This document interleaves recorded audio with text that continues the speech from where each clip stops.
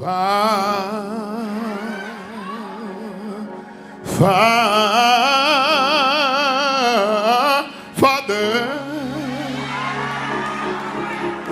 I stretch my hand to thee. No,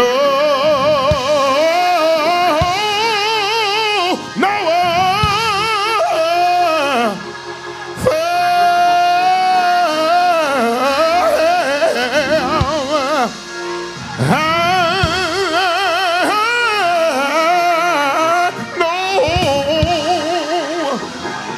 Welcome to the Hall of Wisdom. We are so excited that you would join us again on this week. You are in for a treat. But before the treat comes, I would like to wish all of the fathers today a happy Father's Day. And because it's Father's Day, we have a special presentation for you. And it's from our children who I love dearly. Bishop and I led the Marriage and Family Division of Full Gospel Baptist Church Fellowship. And one of the reasons why we were chosen to do so is because our family is so blended. Yes, we are blended really good. So today, I want you all to stay tuned. Our children will tell you what their father means to them and the impact that he left in their lives. You don't want to miss it. And another thing, you got to stay tuned because at the end of the broadcast, you will hear from our very own Bishop Stephen B. Hall. So stay tuned and we'll see you at the end of the broadcast.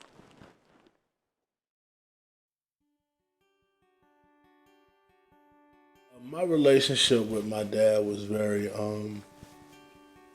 complex. The older I got, I understood how much we were alike. Things that outside of preaching, we had a lot of things in common. But to me, he was the platform. I mean, every day I get up in the morning, I can think of 10 things that I do that I got from him. So everything pretty much that I do in my life as an adult, I picked up from my father. I never really had to admire other men my whole entire life because of my father. My relationship with Dad was just any kind of daughter-father relationship. A lot of people don't know this because they think that I look like him or look like my mom in some kind of way. But I was adopted, asked to be part of the family. When I was in college, my sophomore year, my mother was in a car accident. I went home thinking that I was going to check on her, and she actually passed away. So I came back to Georgia to take my finals, then go back home. And I remember on a Tuesday, I went to church in Athens in the vestibule. I walked in, my mom now met me there and said, "You're our daughter, call me mom." So initially, our relationship had to grow into what it has become and what it is and what it was with my dad. Eventually that became my daddy-o. He would just do anything that a daughter would desire and a wife would desire for a man to be.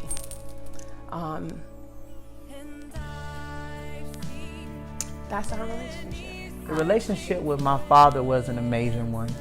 I met him when I was about 3 years old, and a lot of people don't know that my biological father was killed when I was, even before I was born, I was still in my mother's womb and he was killed. And to have a man like my father come in and show me everything that a man was supposed to be, how a man was supposed to act, how a man's supposed to protect and love and be caring, was an amazing feeling. Not only was he loving and caring, but the most memorable thing I can say about our relationship is where he was consistent. He was consistent. Every entity that I've been through in my life, ups, downs, turnarounds, he was there to give me advice, to console me, to correct me. He was loving, caring, and consistent. My relationship with Bishop Stephen B. Hall, oh my God, it was phenomenal. I want to tell you, it takes me back to the Bible with Abraham and Isaac. And Abraham told his disciple that he'd gone on top of the hill to worship with him and Isaac and bring Isaac as a sacrifice. Well, I want to say whatever Bishop asked me to do, I would do it. And if he ever told me anything wrong, I let God deal with that with him, but he never told me anything wrong. He was just like a father to me. I love the ground that he walked on. Well, Bishop Stephen B. Hall is my uncle, technically, but for literally the last 26, 27 years of my life, he stood in the role as my dad. He married my aunt when I was 11, 12 years old, and at the time, my biological father was married, had another family, and rightfully so, that's where his attention was. So I had my moments of, being that daughter needing a father, and he was that dad. And for 27 years of my life, that's who he was to me. He was my uncle, technically, but he was my dad in every aspect of the word. My father, he was my hero. He was one of my best friends. He was the greatest example of a man any young man like myself could have ever asked for. We talked about almost everything from the Bible, football, shoes. He was so versatile in everything that he did. He taught me so many life valuable moments that I will forever be grateful for. Having a relationship with my daddy was absolutely amazing. It's one of the most loving and kind relationships I've ever experienced.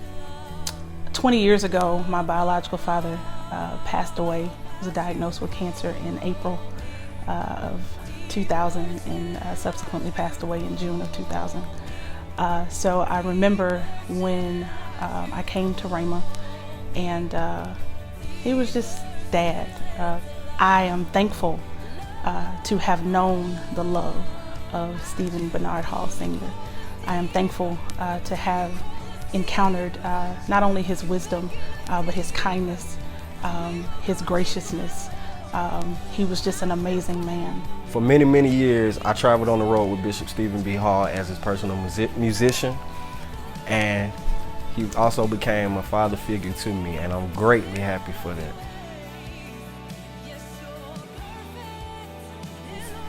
He would always make everything okay.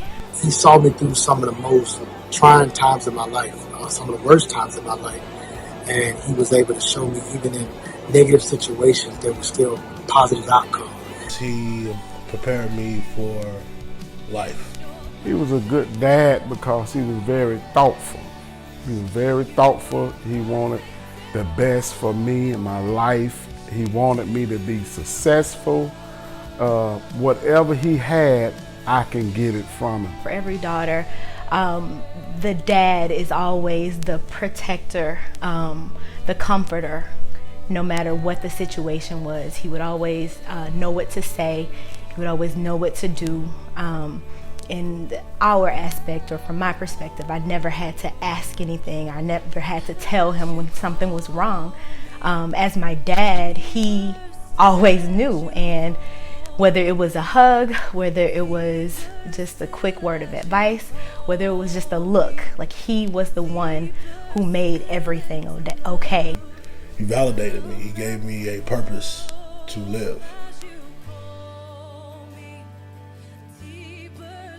We were down in Toomsboro, Georgia for a revival, and the first night he was preaching, oh my God, he was preaching so hard that one of the deacons was sitting to the side and he had to pull out his oxygen tank and put it over his face.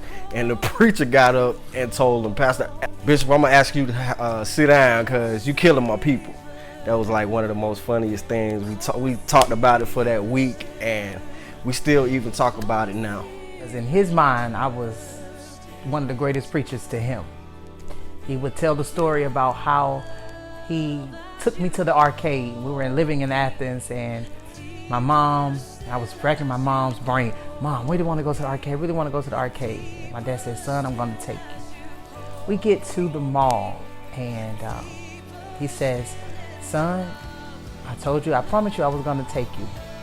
So we're here now. And as soon as we're getting ready to exit the car, it pours, cats and dogs, raining hard. And in the middle of it raining, I immediately start praying, God, please, Lord, Lord, Lord. I had to be about 10. Lord, please let the rain stop. And the rain immediately stopped. And it's my fondest moment because he saw something in me that I didn't see. My best friend helped me remember one thing. I'm not even gonna say what I said, but we were all sitting at the table, and my dad said, not my Ember Jean. And Ember Jean is not my real name. Ember is my first name. I was born in Nigeria, and I have my biological parents. I have an American mother and a Nigerian father. So my whole name is Ember Onyinyechuku Awagu Lumpkin. But my daddy named me Ember Jean. Everybody at the Raymond Nation calls me Ember Jean because he would call me that many a times from the pulpit. Maybe 1999, 1998. I was about maybe 12. Anthony was about 10. I was visiting for the summer, as I always did. And me and Anthony hadn't seen each other for a long time. We needed to establish who was the alpha male around that time. So around this time, we were sitting at the house. We had been arguing all day, and Mom and Dad was going to go out to handle some business, run some errands, and they were going to be back. Well, when they returned, they had been to the dry cleaner, and Daddy had a handful of dry cleaners, and at the time we had a glass door that you could see through. So he rang the doorbell, and he could see me and Anthony, and I told Anthony, go get the door. And at the time, Anthony said, no, you go get the door. You don't tell me what to do, you go get the door. And I said, you go get the door.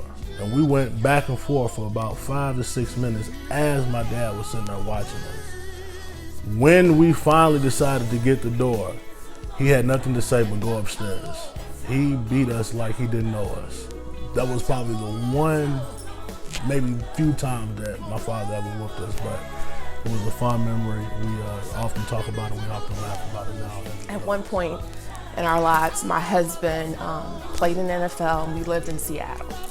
And we were planning for our life later on to come back to Georgia, and we were trying to buy a house. The house we really, really wanted, we went to it. Somebody put a bid on it like 30 minutes before us. So we couldn't get that house, but we're like, we'll just build a house exactly like that house. So we're believing, doing all these things, start putting things in place to build the house, and my husband gets released. And I'm devastated because NFL is very fickle. You never know what's gonna happen. And I call my parents and I start crying, and immediately my mom gives the phone to my dad. And I remember being on the floor. This is so transparent. Being on the floor in my guest bedroom in Seattle, just crying. And she gave him the phone. He was like, Ember, now it's gonna be okay. It's gonna work out. It's gonna work out just fine. What do you need your daddy to do? And we're way in Washington. Just hearing those words were assured enough. I got up, and long story short, he was released, but we moved back. And when we came back, literally landed, and our realtor called and said, you know that house that you wanted? It's available. We were able to get our house. He already assured me of that and told me and gave me that comfort that everything was gonna work out. And the same day that we closed on our house, my husband was signed to a new team. So definitely had that daddy, love you, take care of you, just needed to say just one single word and things are done feeling. I was 27. I was fortunate enough to travel with my father. And in the conversations that we had privately, I think about that more than anything now, just that moment that we were able to share, those months of being together, some of the things that he was able to share with me about his own life that I'd never heard before, and just watching him do what he was just created to do. As a kid and even as an adult, one of my favorite things was to walk behind him as he entered a sanctuary. I just thought that was the coolest thing, how people looked at him. As I walked behind him, as he would take his seat, it was almost like watching your favorite celebrity take the stage. It was amazing. Bishop would always say, I keep G around me because he's gonna make me laugh.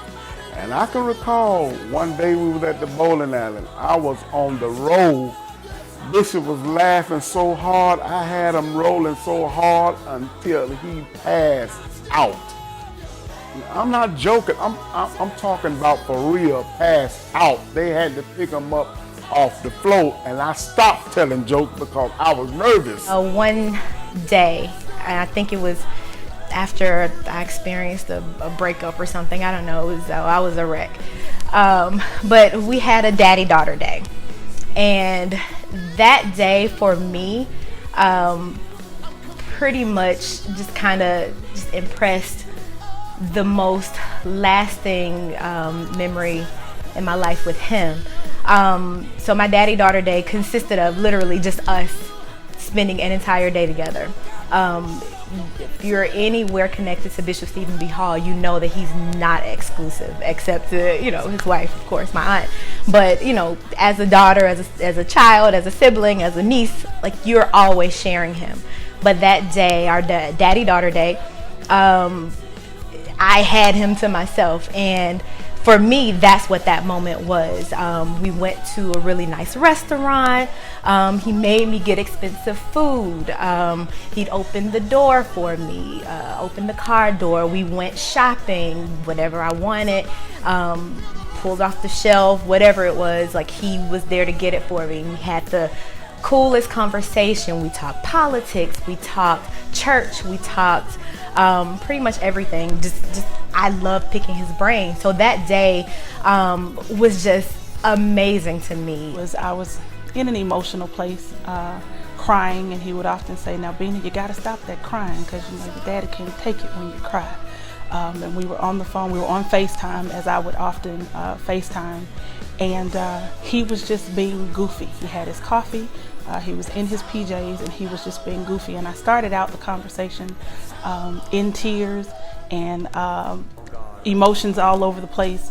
And by the time the conversation was over, we were laughing and just being goofy and having a good time. And he was able to not only impart wisdom, but then make the moments comical, so you could dry your tears and know that whatever you were facing, whatever you were dealing with, you could get beyond it. We were out at the shopping outlets, and me and him was just walking around, just me and him having one-on-one time that I know probably, I think I needed as I continued to serve the country. It was like one of those lasting moments that I always remember. We were just laughing, cracking jokes, and just having just one-on-one time. Wasn't really talking about anything specific, but it was those times that I can always cherish, just having that moment with him.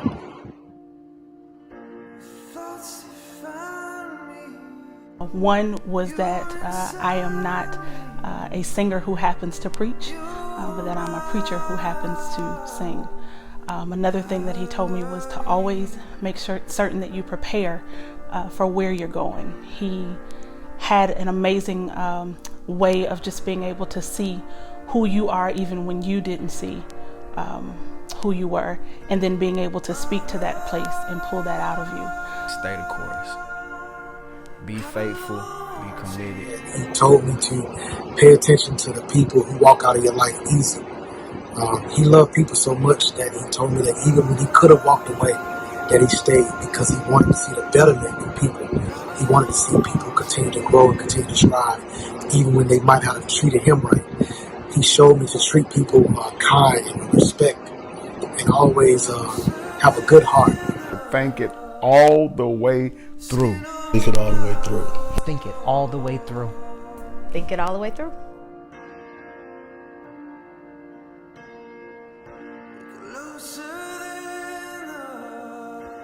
I have those fleet moments when you think, especially with everything going on right now, where you think, let's call Dad. And my kids even say it. My oldest son definitely is one that just loves his papa and really misses him. But I'm so grateful that he was able to make an impact on my husband, on my children. I have 4 sons, and everything that he has said up until this point really matters to them. You know, I hear my 2 oldest boys, if somebody's doing something wrong, I can hear somebody say, "What do you think Papa would say right now?" So definitely he's ingrained in all of us. Life is a catch-22 without him. It's a very big void in my life with him not being here. Of course, just that fatherly wisdom. Him not being here has forced me into some roles that I may not have took had he not passed. So him passing may have been the best and worst thing to happen to me. Life has been a lot different without Pops being here. I called him Pops. He would call me Sonny. Just to be able to call him and just to hear his voice, just to talk to him, and every entity, every aspect in life, he had an answer for it. I don't care if I called him and say, "Dad, they got a 5 for $20 meat sale at the store." And he would be like, "Sonny, if it's 5 for $20, trust me, it's not good meat." I mean, anything that I could call him about, he had an answer to. So for me, it would be able to pick up the phone and call him, just for him to, without even him knowing he's doing it, just to impart wisdom. Life without Bishop, without my spiritual dad, it's really hard. It's really hard. I was with him majority, probably 5 days out the week. I would call him every day. He would call me. We would go bowling. It's just really hard, you know. And I just continue to just pray to God to give me strength to go day by day, because I miss that man. I miss Bishop Stephen B. Hall. I really do. Of course, you can't pick up the phone to call. You can't go see him. Just missing the moments that we shared on the road, even traveling outside of just working church. It's just different. Very, very challenging.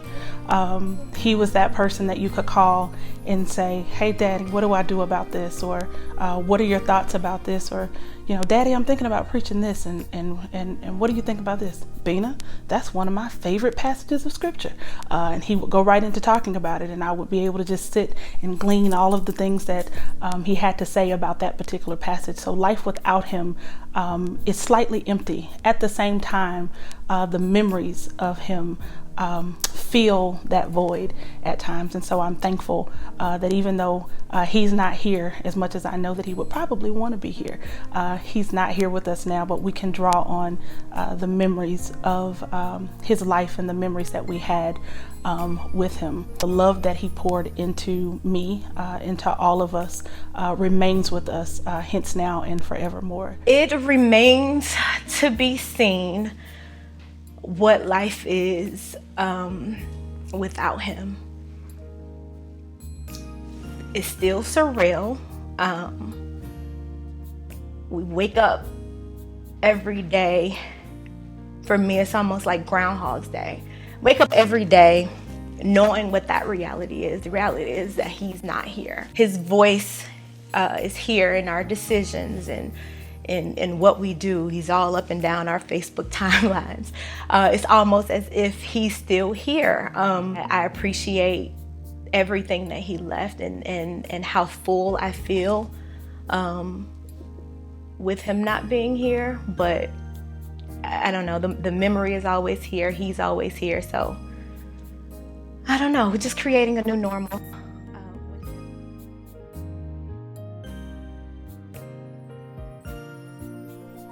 If if I could ask Dad one more thing. I don't know if it'd be ask him. I'm definitely a non-pusher of the daddy-o. A few weeks before he passed, Stevie did share. He said, hey, you need to get over to Dad and Mom's house. Dad needs to tell you something. He needs to act specifically for you. But because that day he wasn't feeling good, and I'm not gonna push him, I just let him be. But I know it was probably something to deal with Mom, or to help Mom, or to make sure Mom is okay. So if I had anything, I really would want to know. I really wanted to have that last conversation. But if we can ask anything, my kids say all the time, I wonder what Papa's doing right now in heaven. Do you think he got to meet Mimi? So, did you get to meet my mom? How did you remain faithful when you were fearful? In fear of whatever situation that you went through, how did you remain so faithful during your trying times and moments? And if I can tell them one thing, is that I hope to continue to make you proud and continue to keep striving every day and continue to be one day to be the husband that I know that he raised me up to be, and continue to be the man of God, continue to talk about Jesus, continue to bring people with me. I love you. Happy Father's Day. I would tell them that my goal in life is to add extra honor to our name, to give everything that I have in me to continue to add honor to my last name, to take care of my family, to try to fill a void the best way I can. But just to add honor to his name, that's all I would want him to know, that that's just what I want to do, and to thank him for being what he was, to being a format for me to live by. The only thing I would ask him is, did I make him proud? I would just want to know, did I make him proud? That I never had to ask a question. We had talks, about whatever, but I never had to ask anything. I never even had to tell him everything. It's one of those things that he knew. So even in this moment, I am comforted in the idea or the thought that he knows how I'm feeling. He knows that we're all lost without him, of course. But he also would know that I'm comforted with him preparing us. Not necessarily to live without him, but to live without him. His lessons, his words, his wisdom, us making our decisions, we're equipped with that. And I guess the ultimate thing I would want to tell him is that I appreciate him. I love him. I thank him for being everything I needed in a dad. I often say my biological father, who I love and will always love, my biological father gave me life, but he was the one that taught me how to live. And my ultimate thing to say, I guess I would say to him, would be thank you. Who did he get his style from? He was one of the sharpest men that I've ever seen. I used to downplay it a lot with him. I used to, Dad, oh, you all right. He would come, especially about 4 or 5 years ago, he really started to get into tennis shoes guy. He wasn't a tennis shoe sneaker guy. And about 5 or 6 years ago, he really got heavy into tennis shoes, and he would have on Jordans and Nikes and Air Max or whatever. And I'm like, oh, Dad, downplaying it. Oh, it's all right. You look all right. But he was one of the most sharpest men that I've ever seen in my life. If I had an opportunity to ask him one thing or to say one thing to him, I would definitely just simply say to him, I love you. But I would ask him, how do we do life without you? How do we fill the void, the immeasurable void that's been left in our lives, because he taught us a lot of things, but one thing that he didn't necessarily tell us was how to do life without him. But I believe that we're able to, again, grab those memories, grab the wisdom, grab all of the things that he said to us, all of the things that he poured into us, and that's how we'll get through the days to come. So Dad, we love you. We celebrate you, and we're honored that you are our father. I love you, and I miss you, and I know that you're in a place now where you probably don't want to return here. Can I give you E flat one more time? Love you. T-Mall. Not only does the text say, give me E flat chipper, let me try my wings. Not only, does the text say that you must believe beyond your dilemma. But the text says, number 2, that you gotta believe beyond the delay. But on my way, yes, Lord, in here today, the last thing that the text says is that you gotta believe beyond the death. Yes. Come on, tap somebody and tell your neighbor, believe beyond the dilemma. Believe beyond the delay. But believe beyond the death. Did he say death? Yes, death. Because sometimes while you're waiting, things will die on you. Y'all ain't happy. Shake your neighbor's hand and tell your neighbor, sometimes while you're waiting, things will die. And I got some bad news that got the twist of good news. I need somebody in here to know that while you're waiting, you just might lose your house. While you're waiting, you just might lose your job. While you're waiting, you just might lose your car. While you're waiting, they just might leave you. But I thought you just said that we're shifting from survival to success. It's still survival. Y'all ain't happy. Say, well, how is losing my house success? How is losing my car success? How is losing my mate success?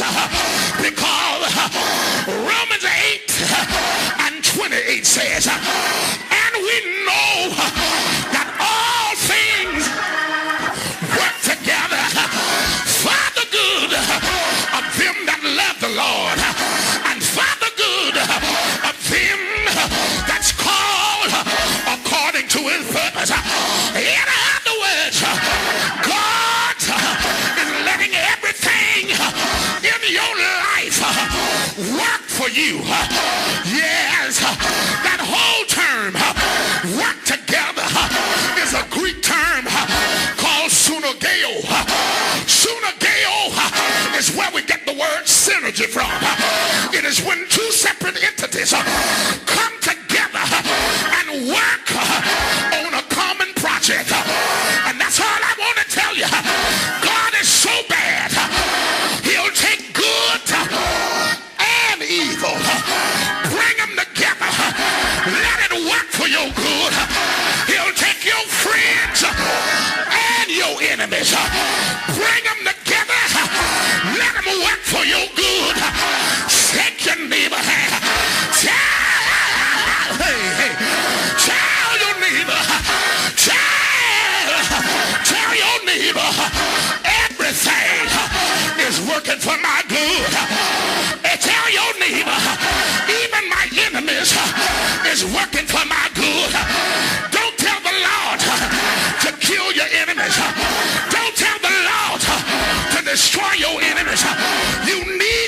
enemies, because Psalms 23 says he prepares a table before you in the presence of your enemies.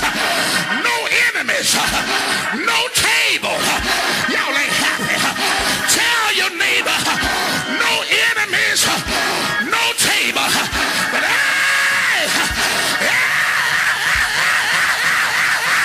I'm glad that Jesus, he got it all worked out. And I heard him tell Jairus, after he got through dealing with the woman with the issue of blood, they came from Jairus' house and said, worry the master no longer. Your daughter is dead. She actually died. Jesus looked at Jairus and said, now I heard what they said, but listen at what I'm saying. He said, only believe. And that's all I came to tell you. I know what your friends said. I know what your family said. I know what the naysayer said. I know what the job said. But Jesus, I heard him say,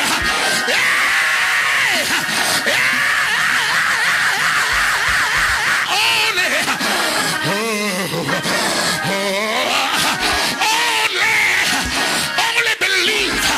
Shake somebody's hand. Tell your neighbor, neighbor, neighbor, only believe. Jesus, he's gonna work it out. Jesus, he's gonna work it out. Jesus, he will. He will. He will.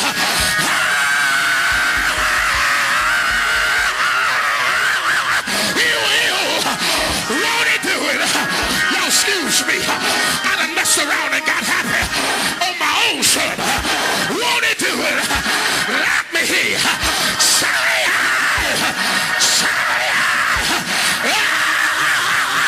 he will. He will.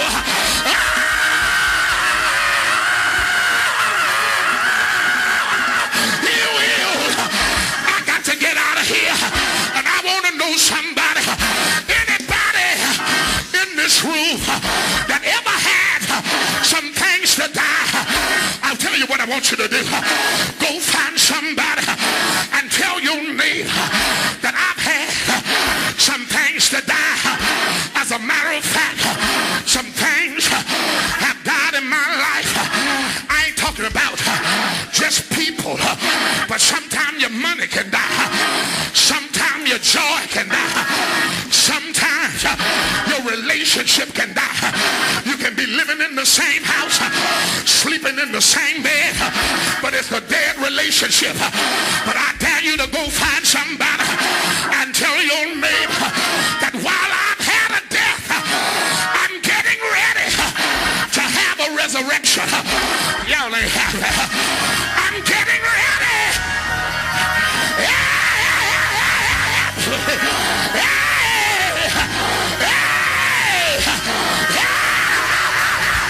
Resurrection. Tell your neighbor, lay your hands on him, and tell your neighbor, rise.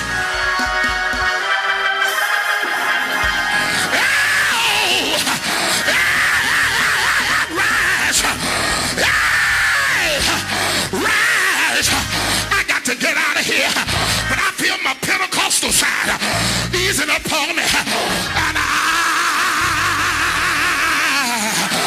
want somebody to know that in this season something is about to rise in your life. Go prophesy to somebody and tell your neighbor you're getting ready to have a resurrection. Y'all ain't happy. Go find somebody. Tell your neighbor you're getting ready to have a resurrection.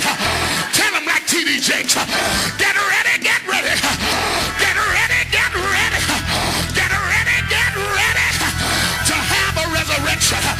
And if you can't find anybody to talk to you, you got to have a Davidic spirit. You got to be like